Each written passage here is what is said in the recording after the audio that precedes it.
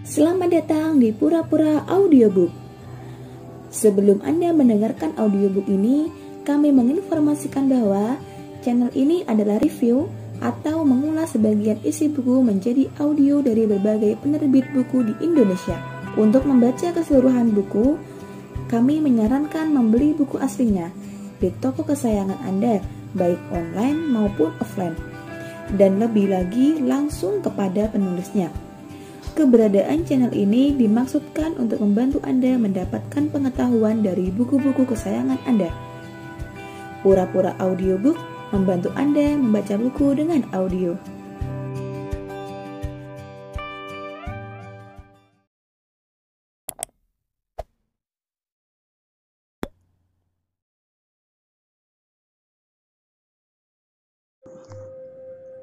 Tuhan tidak perlu dibela. Sarjana X yang baru menamatkan studi di luar negeri pulang ke tanah air. 8 tahun ia tinggal di negara yang tidak ada orang muslimnya sama sekali. Di sana juga tak satu pun media massa Islam mampu mencapainya. Jadi pantas sekali jika X terkejut ketika kembali ke tanah air.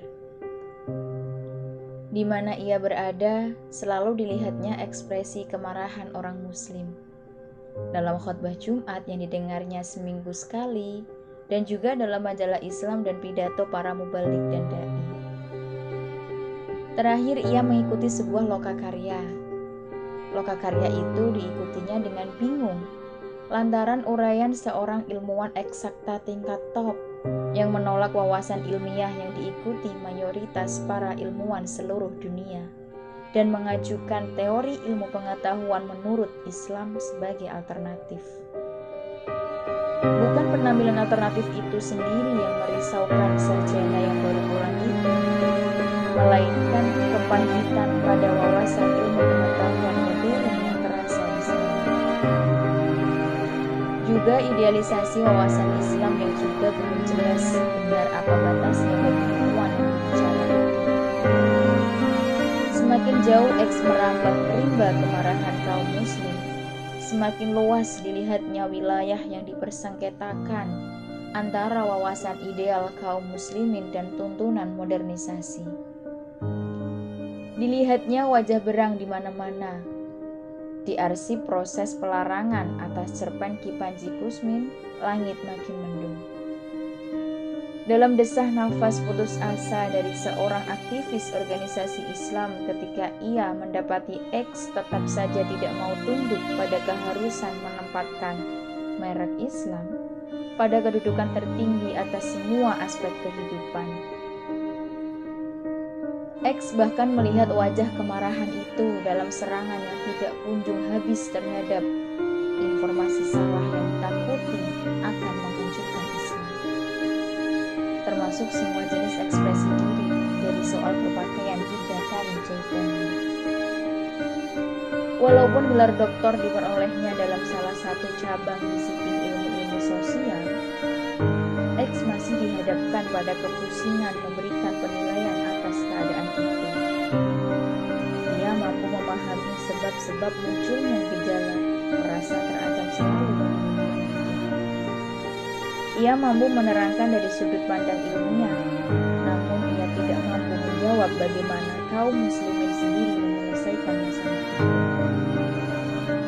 Sebab, menurut pemahamannya, gejala keberangan itu menyangkut aspek ajaran agama yang paling penting, di luar kompetensinya.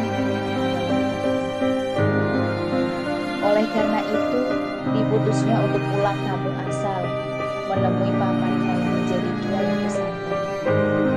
Jagoan ilmu fikih ini disediakan karena pengakuan ulama lain atas ketepatan keputusan agama yang dikeluarkannya. Si paman kiai juga merupakan perwujudan dari kesempurnaan perilaku beragama di mata orang. Apa jawab yang diperoleh X ketika ia mengajukan kemuskilan yang dihadapinya itu? Kau sendiri yang tidak tabah.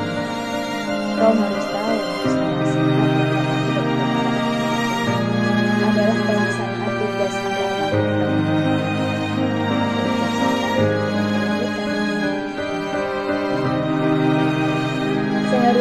pun bersikap begitu dan lalu menjalankan mereka.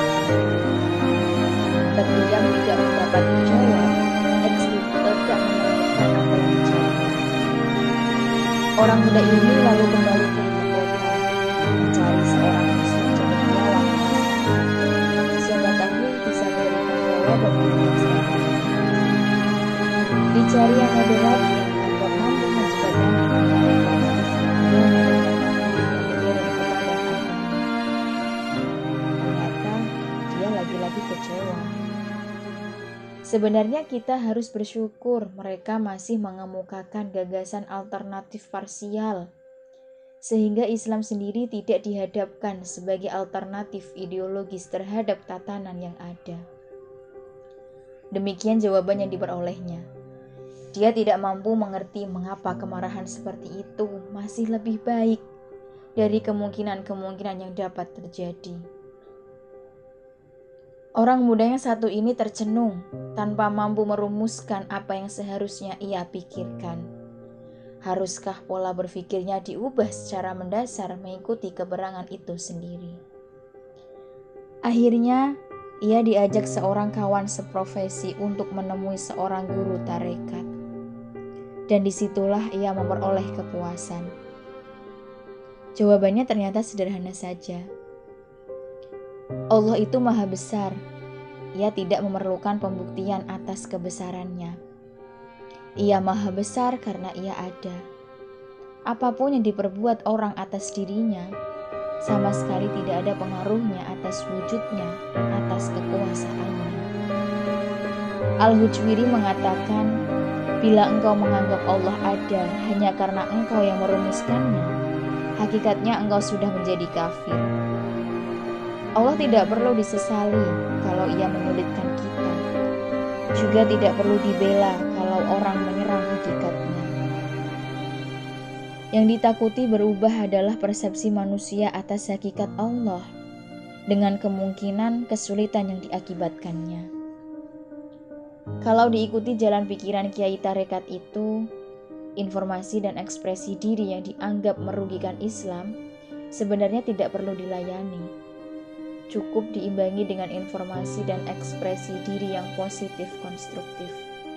Kalau gawat, cukup dengan jawaban yang mendudukkan persoalan secara dewasa dan biasa-biasa saja.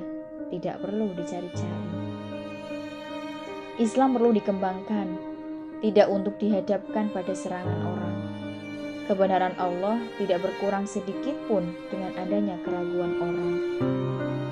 Maka ia pun tentram, tidak lagi merasa bersalah berdiam diri. Tuhan tidak perlu dibela, walaupun tidak juga menolak dibela. Berarti atau tidaknya pembelaan akan kita lihat dalam perkembangan di masa depan.